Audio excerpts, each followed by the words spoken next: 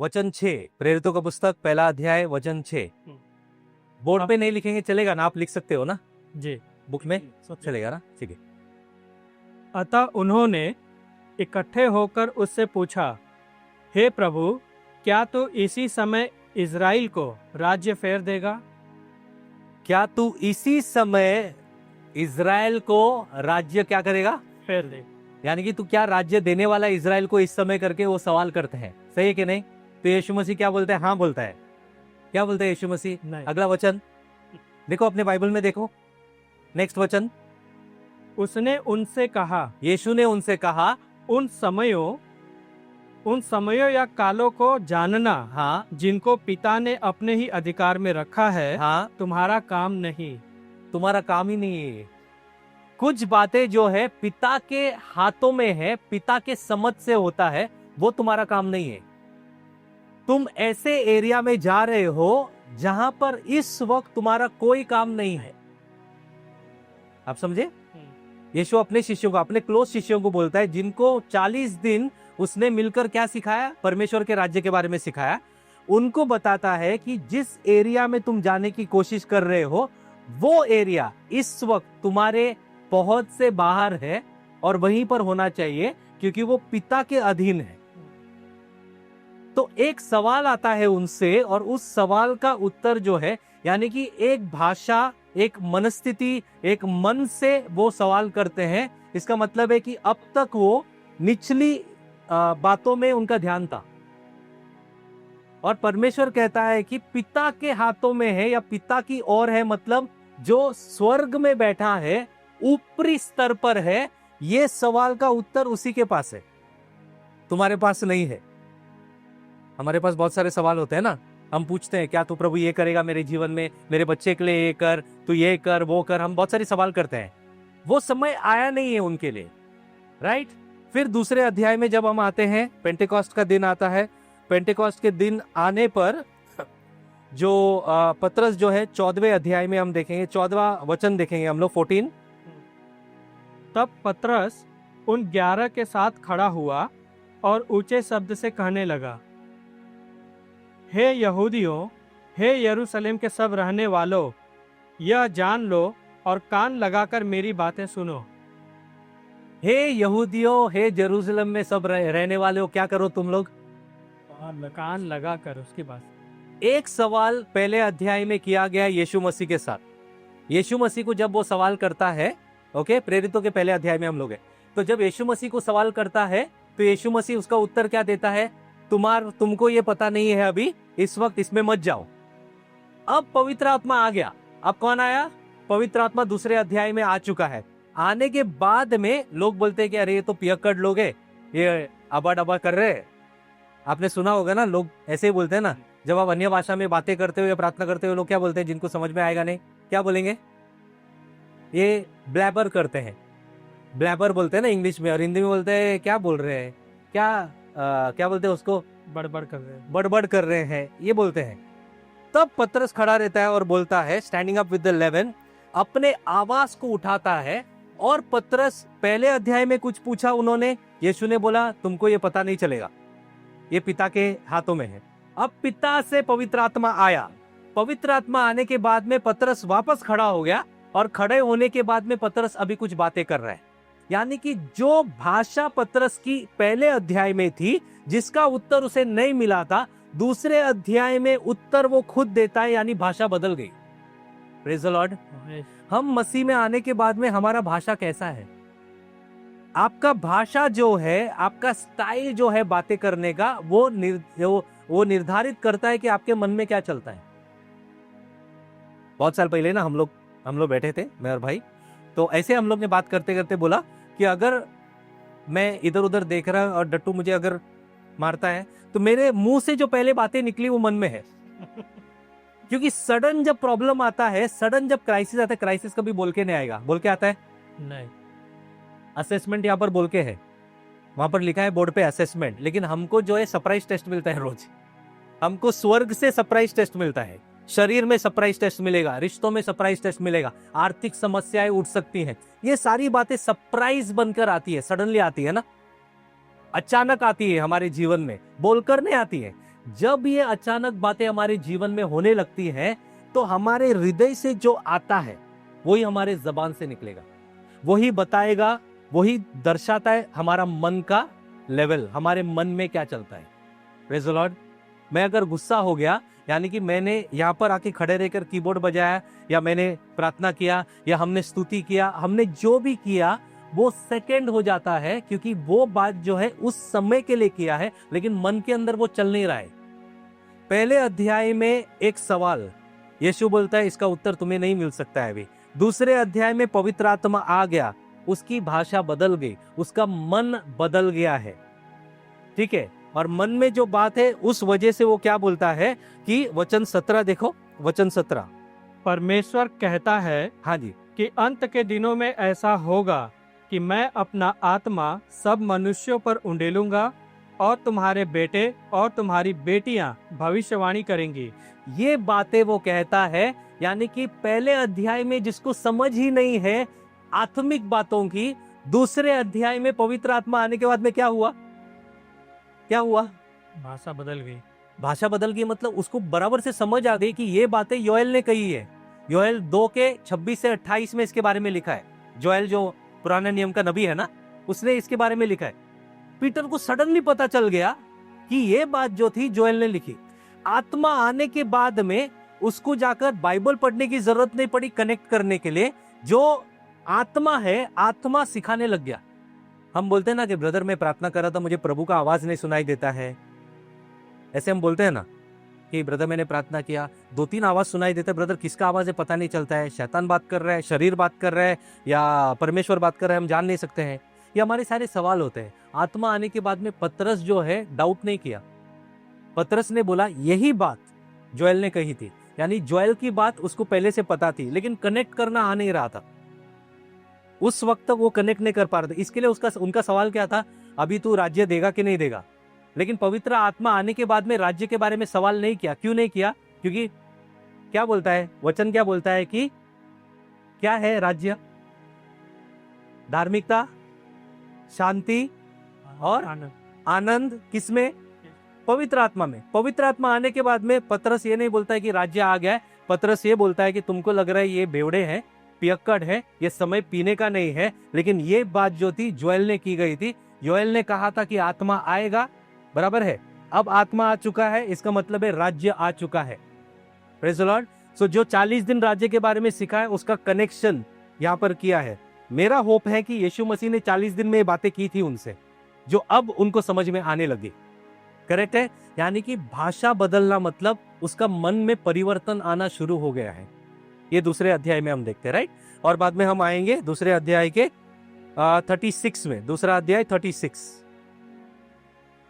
अतः अब इज़राइल का सारा घराना निश्चित रूप से जान ले कि परमेश्वर ने उसी यीशु को जिसे तुमने क्रूस पर चढ़ाया प्रभु भी ठहराया और मसीहा भी। एक भाषण वो देता है और उस भाषण में उनको बता देता है कि तुम्हारी गलती हुई है, तुमने अज्ञानता में मसीहा को मारा है। अब सिर्फ वो मसीहा नहीं है, उद्धारकर्ता नहीं है, वो प्रभु बन चुका है। Praise the Lord, praise the Lord. अब आपको मैं बताता हूँ कलीसिया में क्या होता है। जब कोई नया आता है तो कोई कलीसिया में ये कब हम ये बोलते हैं कि आप ये बोलो कि प्रभु मैं पापी हूं, मैंने पाप किया है, प्रभु तू मुझे उद्धार दे, तेरे आत्मा से भर। ये हम लोग प्रार्थना करते हैं और उद्धार करता समझकर और बोलकर हम चलते जाते हैं। कितने लोग मानते हैं कि हमारा उद्धार करता यीशु है? मानते हैं। Praise the Lord. ओके। कितने लोग मानते हैं कि हमारा प्रभु यीशु है? दोनों में फर्क है। हमारे मन के अंदर हमने उसको उद्धारकर्ता करके मान लिया है, तो उद्धारकर्ता क्या करता है? उद्धार देता है। हमने उद्धार पा लिया। अब तक प्रभु बनाया कि नहीं बनाया इसका जानकारी नहीं रखा है। प्रभु का मतलब क्या है? प्रभु का मतलब क्या है? स्वामी। प्रभु का मतलब क्या है? मास्टर। प्रभु का मतलब क्या है? जिसके अधीन हम आते हैं, जिसके अधिकार के नीचे हम चलते हैं, उसको बोलते हैं प्रभु। सही है कि नहीं है? तो वचन कहता है कि यदि तुमने अपने मुंह से, अपने जबान से अंगीकार किया कि यीशु कौन है? प्रभु है या उद्धार करता है? प्रभु है या उद्धार करता है? तो आपने क्या अंगीकार किया है? आपने क्या अंगीकार किया है? अगर प्रभु है यानी कि उसके अधिकार के नीचे आप आ चुके हैं, यानी कि उसके मन से, उसका इंस्ट्रक्शन से, उसके शिक्षण से हम चलेंगे। क्योंकि वो उद्धार करता है तो उससे हमने कुछ पाया, लेकिन हमारे जीवन के अंदर कोई डिमांड नहीं है, कोई पावर नहीं है, कोई पुश नहीं है, हमको कोई धक्का नहीं मार रहा है कि मेरा अधिकार तेरे ऊपर है, तू मेरी बात सुन। उद्धार तूने दिया, thank you Jesus, hallelujah hallelujah. लेकिन जब वो प्रभु बनता है तो उसकी बातें माननी होगी। Praise God. हम उसकी बातें मानने से पहले यूजुअली पासवान की बातें मानते हैं, और अच्छी बात है पासवान की बातें मानना। फिर पासवान सिखाता है कि उसकी बातें मानो, वो डिफिकल्ट हो जाता है क्योंकि वो दिखता नहीं है। इनकी बातें मान सकते हैं क्योंकि ये दिखते हैं, करेक्ट। इन्होंने बोला मस्ती मत करो, ऐसा बोलेगा तो सब जन सीधा हो जाएंगे, सही है। लेकिन जो परमेश्वर है क्योंकि हमको दिखता नहीं है, प्रभु बनाना बहुत मुश्किल हो जाता है। लेकिन वचन कहता है जब तुम अंगीकार करता हो कि यीशु प्रभु है और उसको तुमने क्या किया, विश्वास करो अपने मन में कि परमेश्वर ने उसको जिलाया, तब तुम क्या होगे, बच जाओगे। तब तुम क्या होगे, then you will be saved, then you shall be saved. उद्धार उसके बाद आया। Praise the Lord. हमने उसको उद्धार करता। अमेरिका से गॉस्पेल आया, ये गॉस्पेल जो है उद्धार का अमेरिका से आया। आपको उसको बोलना है कि तू मेरा प्रभु है, इसका मतलब आज से तू स्वामी है, आज से तू मास्टर है, तू जो बोलेगा मैं मानूंगा और चलूंगा। फिर वो बचाता है और उद्धार देता है, ये वचन है। Praise the Lord, praise the Lord. यानी कि मेरा भाषा और मेरा मन बदलना जरूरी है, मेरा भाषा और मेरा मन बदलना जरूरी है। You understand this? यानी कि आज से, इस वक्त से तू मेरा प्रभु है, तू मेरा प्रभु है। फिर आसान हो जाएगा उसके अधीनता में चलने के लिए, फिर आसान हो जाएगा उसकी आवाज को सुनने के लिए। ब्रदर मैंने प्रार्थना किया, यीशु बोलता है कि मेरी भेड़ मेरी आवाज सुनते। आपको मालूम है भेड़ कौन है? अगर यहाँ पर भेड़ यहाँ पर है और मैं चरवाहा हूं, मेरी आवाज को वो क्या करेंगे, सुनेंगे, और क्या करेंगे, चलेंगे, चलेंगे। सही, क्योंकि चरवाहा उनका प्रभु है। Praise the Lord. फिर आता है भेड़िया, तो चरवाहा क्या करेगा, क्या करेगा, बोलेगा दो बेड लेके जा, लेके जा दो बेड, ऐसा करेगा। क्या करेगा चरवाहा, लड़ेगा, बचाएगा, खड़ा रहेगा सामने ना। तो प्रभु का जिम्मेदारी है आपका सुरक्षा करना, प्रभु का जिम्मेदारी है आपको तेल से रगड़ना ताकि मक्खियां आप पर ना बैठे, आपको तकलीफ ना हो। वो तेल से जो रगड़ता है वही अभिषेक से आपको रगड़ देता है और आपको क्या बना देता है, मोटा बना देता है। वचन के अंदर अभिषेक का मतलब है मोटा होना। अभी हम लोग पतले हो रहे लेकिन वचन में क्या है, अभिषेक का मतलब है मोटा होना। इसके लिए the yoke is on your neck, और बोलते हैं जब आप फैटनेस, मोटे हो जाते हो बिकॉज ऑफ द अनॉइंटिंग, अभिषेक के द्वारा, वो योग जो है, वो बंधन जो है वो टूट जाएगा, वो जुआ जो है टूट जाएगा जब आप अभिषेक से मोटे हो जाते हो। इसके लिए पवित्र आत्मा आकर वो क्या करता है, आपको क्या देता है, अभिषेक देता है। उसका मतलब अब आपका मन का नवीनीकरण और आपका भाषा, दोनों बातें बदलनी जरूरी है। आज मैंने सुबह सिखाने के वक्त पूछा कि प्रार्थना जब हमने किया था तो प्रार्थना हम लोग मन में करते हैं ना, यहां से बार बार वर्शिप जो करते हैं, वर्शिप जो करते हैं उनको बोलना पड़ता है आवाज उठाओ, आवाज उठाओ, आवाज उठाओ, क्योंकि हमारा आवाज जो है मन में होता है। नए करार में किधर भी मन की प्रार्थना नहीं लिखी है, नए करार में कहीं पर भी मन में प्रार्थना नहीं होती है। कहां पर प्रार्थना होती है, ऐसी प्रार्थना है, कोई भी मन में प्रार्थना नहीं करता है। सब कैसे प्रार्थना करते हैं? इसका मतलब मेडिटेशन जो हम बोलते हैं ना, या मनन चिंतन करना, इब्रानी भाषा में और इब्रानी परंपरा में, कल्चर में जो यहूदी लोग हैं उनके लिए, जब मैं मेडिटेशन बोलूंगा इंडिया में तो आपको क्या समझ में आएगा, मेडिटेशन करना मतलब ऐसे बैठ जाना, एम्प्टी योरसेल्फ, एम्प्टी योरसेल्फ, ये इंडियन मेडिटेशन। लेकिन यहूदियों का जहां से अपने को वचन मिलता है, उनका माइंडसेट, यीशु मसीह जब बोलता है या पुराने नियम में बोला गया, मेडिटेशन का मतलब है बोलो। जो इब्रानी शब्द है वो है हा गा, उसका मतलब क्या है, उसका मतलब है टू स्पीक। उसका मतलब क्या है, टू स्पीक, यानी बोलो। तो जब मैं बोलूंगा सिस्टर आप मेडिटेट करो वचन पे, आपको बोलना है वचन। हमने क्या कर दिया, इस वजह से लोग ऐसे बैठते तो ऐसे हैं, फिर थोड़ा टाइम कहते क्या होता है, फिर ये साइड एक गोल मारा, फिर ये साइड एक गोल मारा, फिर बाजू वाला जो है क्या करेगा, करेगा, फिर उठे hallelujah hallelujah hallelujah hallelujah hallelujah. Brother मैं प्रार्थना कर रहा था ब्रदर, एक्चुअली मैं स्वर्गीय स्थानों में था, आपने मुझे बुलाया। आप अगर नहीं बुलाते तो क्या होता, मैं वहां पर अभी जस्ट अपॉइंटमेंट हो गया यीशु को मिलने के लिए और आपने मेरे को बुला लिया। तो अभी जस्ट अभी मूसा और डेविड को पार करके यीशु के पास पहुंच ही रहा था मैं, आपने मुझे बुला लिया। तो मेडिटेशन का मतलब क्या है, बातें करना। बोलिए बातें करना, बातें कर, बोलना, बोलिए। विस्पर करना। विस्पर का मतलब, विस्पर को हिंदी में क्या बोलते हैं,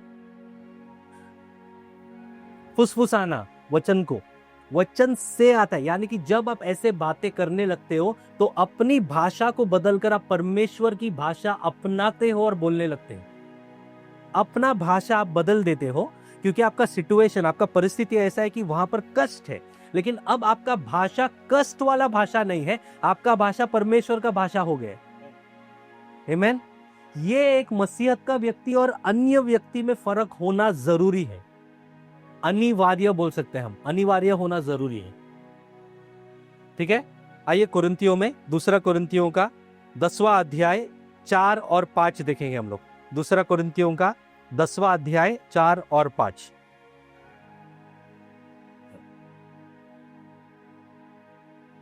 क्योंकि हमारी लड़ाई के हथियार शारीरिक नहीं पर गढ़ों को ढा देने के लिए परमेश्वर के द्वारा सामर्थी है। हाँ, हमारे हथियार जो है वो क्या नहीं है, शारीरिक है।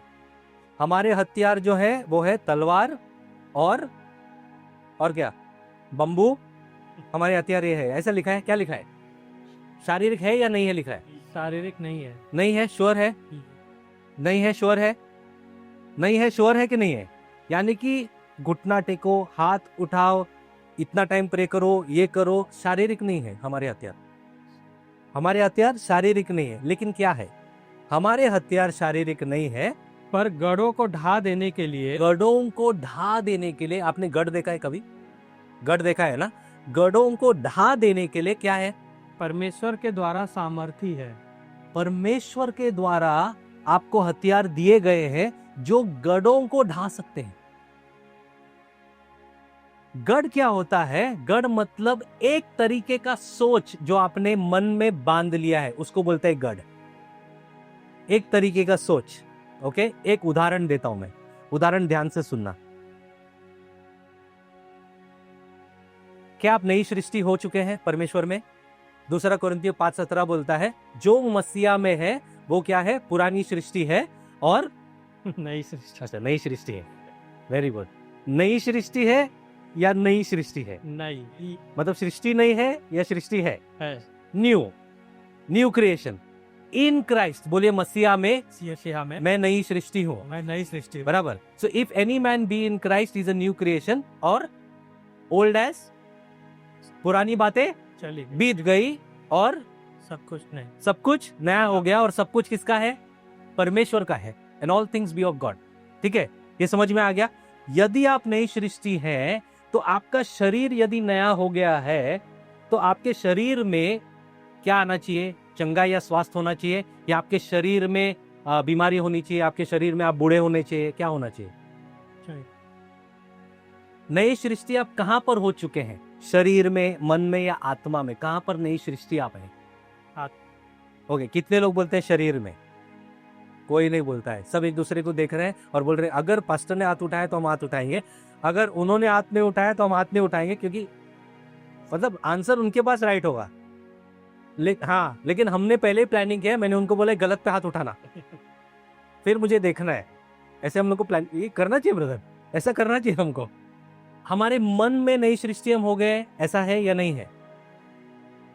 या आत्मा में हम नई सृष्टि हो गए? जब पवित्र आत्मा आता है कहां पर आता है? शरीर में आता है, लेकिन कहां पर जुड़ जाता है? एक कहां पर होता है? आत्मा में होता है। यानी कि आत्मा जो मरी हुई है या इनएक्टिव है, उसके अंदर अभी सामर्थ आ चुका है और आत्मा क्या हो गया? एक्टिव हो गया, उजाला हो गया। आत्मा जो है परमेश्वर के आत्मा के साथ एक हो गया है। समझ में आ गया? तो पावर जो है और आपको जो चाहिए संसार में जीने के लिए, आत्मिक स्तर के लिए, नैसर्गिक स्तर के लिए कहां पर दिया गया है? कहां पर दिया गया है? आत्मा में, प्राण में, शरीर में। कहां पर दिया गया है? आत्मा में। कहां पर दिया गया है? आत्मा में दे चुका है वो। सारी आत्मिक आशीषें कहां पर है? आत्मा में। तो आत्मा ही आत्मिक आशीषों को टच कर सकती है और लेके आ सकती है, बराबर है? आत्मा से आत्मा, ठीक है। प्रकाशित वाक्य का पहला अध्याय 10वां वचन, प्रकाशित वाक्य पहला अध्याय 10वां वचन, देखिए आत्मा का क्या कनेक्शन है। और अभी हम लोग देखें कि जो हमने पढ़ा, जो गढ़ बने हैं उसको कैसे निकालना है। Praise God. प्रकाशित वाक्य 1:10। मैं प्रभु के दिन आत्मा में आ गया। ओहो हो, यूहन्ना बोलता है मैं प्रभु के दिन कहां पर आ गया? आत्मा में। इसका मतलब उससे पहले वो कहां पर था? शरीर। कहां पर था? शरीर। आत्मा में नहीं था, क्योंकि उस दिन पे वो आत्मा में आया, ठीक है। अभी हम लोग 7 से पढ़ेंगे ब्रदर, वहीं पर 7 से पढ़ते हैं। देखो वह बादलों के साथ आने वाला है। बादलों के साथ की बादलों के ऊपर? बादलों के साथ। इसमें जाएंगे नहीं हम लोग, हम चाहते हैं फेसबुक पे और लोग देखें तो इस वजह से बादलों के साथ आएगा और आने वाला है। हाँ, और हर एक आंख उसे देखेगी। करेक्ट। वरन जिन्होंने उसे बेधा था, जिन्होंने उसे भेदा था मतलब यहूदी भी, जिन्होंने उसे भेदा था वो भी देखेंगे आगे। बेधा था वे भी उसे देखेंगे। और पृथ्वी के सारे कुल उसके कारण छाती पीटेंगे। आगे। हाँ, आमीन। आमेन, यस, आगे। प्रभु परमेश्वर जो है और जो था, हाँ, और जो आने वाला है, जो है, जो था, जो आने वाला है, जो सर्वशक्तिमान है, हाँ, यह कहता है मैं ही अल्फा और ओमेगा हूँ। यस। मैं यूहन्ना जो तुम्हारा भाई और यीशु के क्लेश और राज्य और धीरज में तुम्हारा सहभागी हूँ, बराबर। परमेश्वर के वचन और यीशु की गवाही के कारण पतमुस नामक टापू में था। क्यों वो वहां पर था? परमेश्वर के वचन और यीशु की गवाही के कारण, क्योंकि पवित्र आत्मा आने के बाद में आप क्या बन जाते हो? गवाह बनते हो। एक्स 1:8, प्रेरित 1:8 में लिखा है, जब पवित्र आत्मा तुम पर आएगा तो तुम क्या बनोगे? क्रिश्चियन बनोगे, लिखा नहीं है। गवाह। चर्च के मेंबर बनोगे, लिखा नहीं है। क्या बनोगे? गवाह। गवाह मतलब आंखों देखा गवाह किसी और का बनोगे, खुद की गवाही नहीं दे सकते। हम लोग क्या करते हैं कि हम लोग जब मसीहा में आते हैं तो खुद की गवाही देते हैं। ब्रदर, मैं 15 साल पहले मसीहा में आया और मेरे द्वारा ये सारी बातें, खुद की गवाही की बात ही नहीं है, क्योंकि वो खुद बोलता है परमेश्वर का आत्मा आने के बाद में आप गवाह उसके होते हो। फिर यहाँ पर वो बोलता है कि मैं पतमोस के टापू पर रखा गया या मुझे भेजा गया, किस कारण से बंदी बनाया गया? परमेश्वर के वचन और पढ़ो लास्ट लाइन, परमेश्वर के वचन और मैं यूहन्ना जो तुम्हारा भाई और यीशु के क्लेश और राज्य और धीरज में तुम्हारा सहभागी हूँ, हाँ, परमेश्वर के वचन, हाँ, और यीशु की गवाही के कारण। यानी कि मैंने यीशु का गवाह बनने के बाद में उन्होंने मेरे को यहाँ से निकाला और कहां पर भेजा? एक टापू पर भेजा। क्यों भेजा? क्योंकि यहाँ पर जब तक मैं था और भी लोग गवाह बन रहे थे। हेलो, इस वजह से मेरे को सेपरेट करके उस टापू पर भेजा गया। लेकिन वहां पर टापू पर जाने के बाद में 10वां वचन क्या कहता है? मैं प्रभु के दिन आत्मा में आ गया। आ गया कि मैं प्रभु के दिन आत्मा में आऊंगा। आ गया। आ गया, आगे। और अपने पीछे तुरही का सा बड़ा शब्द यह कहते सुना, जो कुछ तू देखता है उसे पुस्तक में लिखकर। जब तक यूहन्ना आत्मा में नहीं आया था तब तक उसको ये शिक्षण या इंस्ट्रक्शन या आदेश नहीं मिला, ये लिख। आत्मा में आने के बाद उसको मिला इंस्ट्रक्शन या आदेश की अब जो तू देखेगा वो तुझे लिखना जरूर है। यानी कि प्रकाशित वाक्य में जो भी बातें हम देखते हैं वो आत्मिक बातें हैं। इस कारण से यूहन्ना का भाषा, मन नवीनीकरण होने के बाद में बदल जाता है। अब आत्मिक बातें वो करता है और हमने आत्मिक बातों को नैसर्गिकता में डालकर क्या कर दिया है? घुमा दिया है इसको। वो बोलता है कि जब मैं आत्मा में आया तो मेरे पीछे तुरई के जैसा एक साउंड आता है, एक आवाज आता है। फिर मैं क्या करता हूं? वहां से एक आवाज आती है और क्या बोलती है? जो तू देखेगा क्या करेगा? अब मैं आत्मा में हूं, आत्मा में मैं क्या देखूंगा? आत्मिक बातें। अब वो बातें जो तू देखेगा वो तू लिखना। Praise the Lord, praise the Lord. जब आप आत्मा में आते हो और पवित्र आत्मा आपको गाना देगा ना, वो आत्मिक गाना होगा। वो क्या होगा? आत्मिक गाना होगा। जब आत्मिक गाना आएगा तो नैसर्गिक गाना जो है, जो हम कभी कभी लिख लेते हैं मसीहा में, नैसर्गिक गाना या शरीर से निकला हुआ गाना जो है, जिसने हमारे मन में गढ़ बना लिया है, उस गढ़ को तोड़ने की क्षमता हमको मिल जाती है। मैं बता रहा हूं कि जब वो आत्मा में आता है तो क्या क्या वो देखता है जिससे उसका मन का परिवर्तन और हमारा मन का परिवर्तन होना जरूरी है। तुरई जैसा आवाज, अब तू लिख और आगे क्या दिखा है? पुस्तक में लिख कर सातों कलीसियाओं के पास भेज दे। जब तक वो आत्मा में नहीं आया तब तक उसको आदेश नहीं मिला कि सातों कलीसियाओं को क्या बोलना है। यानी कि जब मैं आता हूं, मुझे प्रार्थना करना है और मुझे आत्मा में आना है, उसके बाद में मुझे संदेश मिलेगा, मैं आकर आपको दूंगा। नहीं तो वो नैसर्गिक संदेश है जिसमें आप खुश हो जाओगे और बोलोगे वाह, मुझे आज बहुत अच्छा लगा कि मेरे को अभी 2 घर और 5 गाड़ी मिलेंगे, ये मिलेगा, वो मिलेगा, ये मिलेगा, और चंगाई मिलेगी और ये मिलेगा, और आप वही जीवन जियोगे, वही जीवन जियोगे। वो बोलता है कि जब मुझे ये बातें कही गई तब मुझे बताया गया कि अब तू कलीसिया को ये बातें भेज। Praise the Lord. आत्मा में आने के बाद, आत्मा में आने के बाद तो मैं आपको बताना चाहता हूं, जो गढ़ हमने बनाए हैं वो आत्मिक स्तर से ही वो खींचे जाएंगे, क्योंकि जब हम लोग वापस आएंगे जब कोरिन्थे में तब देखेंगे, आगे पढ़ेंगे। ये जस्ट बैकग्राउंड दे रहा हूं मैं आपको। कलीसियाओं के पास भेज दे, आगे अर्थात इफिसुस और स्मुरना और पिरगमुन और थुआतीरा। अगला वचन ब्रदर। यस, ये चर्चिस के नाम है। आगे। तब मैंने उसे जो मुझसे बोल रहा था, जो मुझसे बोल रहा था, आत्मा में, आत्मा में बोल रहा था, क्या किया मैंने? देखने के लिए अपना मुंह फेरा। जब मैंने मुंह फेरा तो क्या हुआ? और पीछे घूमकर हाँ, मैंने सोने की 7 दीवटें देखी। यानी कि आत्मा में मैंने 7 दीवटें देखी जो एक्चुअली 7 कलीसियाएं हैं। 7 दीवटें देखी जो एक्चुअली में क्या थी? 7 कलीसियाएं थी, जिनको ये शब्द और आदेश जाने वाला है, लेकिन ये आत्मा में बातें होती है, नैसर्गिकता में नहीं।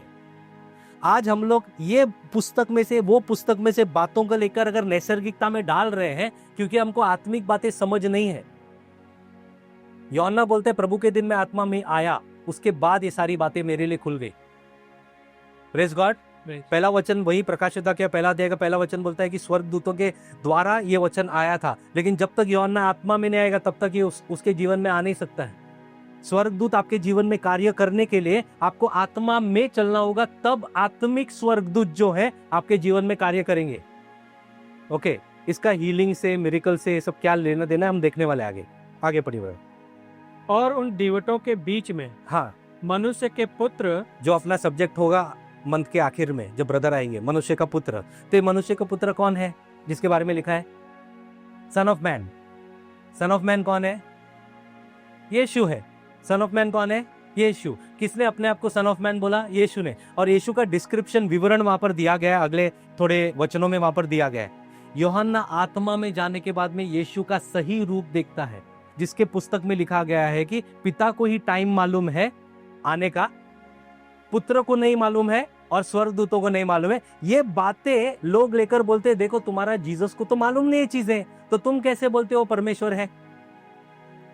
लेकिन यूहन्ना जब नैसर्गिक यीशु फ्लेश में था, शरीर में था, तब बोलता है यीशु ये बात, तब बोलता है कि पुत्र को नहीं मालूम है। लेकिन इस वक्त यूहन्ना उसको देखता है। वो कौन सा यीशु मालूम है? जो 8वें वचन में लिखा है। 8वां वचन पढ़ो ब्रदर। प्रभु परमेश्वर जो है, जो है और जो था। बोलिए जो है। जो है। प्रभु परमेश्वर लिखा है कि सिर्फ प्रभु लिखा है? प्रभु परमेश्वर। यानी कि यीशु मसीह सिर्फ प्रभु है या सिर्फ परमेश्वर है या दोनों है? हेलो, ये हमारा परमेश्वर है, ये मेरा परमेश्वर है, ये प्रभु परमेश्वर जो है और जो था, जो था और जो आने वाला है, और जो आने वाला है, जो सर्वशक्तिमान है। सर्वशक्तिमान, थोड़ा शक्तिमान नहीं। सर्व। टीवी पे पहले आता था शक्तिमान, घूमता था शक्तिमान, हम लोग बचपन में देखते थे शक्तिमान। यीशु बोलता है मैं सर्वशक्तिमान हूं, मैं सर्वशक्तिमान हूं। इस मनुष्य पुत्र को जो सर्वशक्तिमान है, दिवटों के बीच में वो देखता है। अगर वो था, वो है, वो आने वाला है, तो उसको पहले की बातें, अब की बातें और आने वाली बातें सब कुछ पता है या नहीं है? मालूम है कि नहीं? यानी कि शरीर में जब यीशु था, लिमिटेड था। क्या था? लिमिट था। लेकिन जब वो शरीर से बाहर आता है, यानी कि वो शरीर से बाहर रॉन्ग वर्ड है, जब उसको आत्मिक शरीर दिया जाता है या ग्लोरीफाइड महिमा का शरीर दिया जाता है, अब वो आत्मा में जब यूहन्ना उसको देखता है ना, उसका डिस्क्रिप्शन अलग है। हम बहुत समय पर यीशु मसीह के लिए और यीशु मसीह के विवरण में गढ़ बना लेते कि यीशु ऐसा होगा। इस वजह से हमारी स्थिति ऐसी है।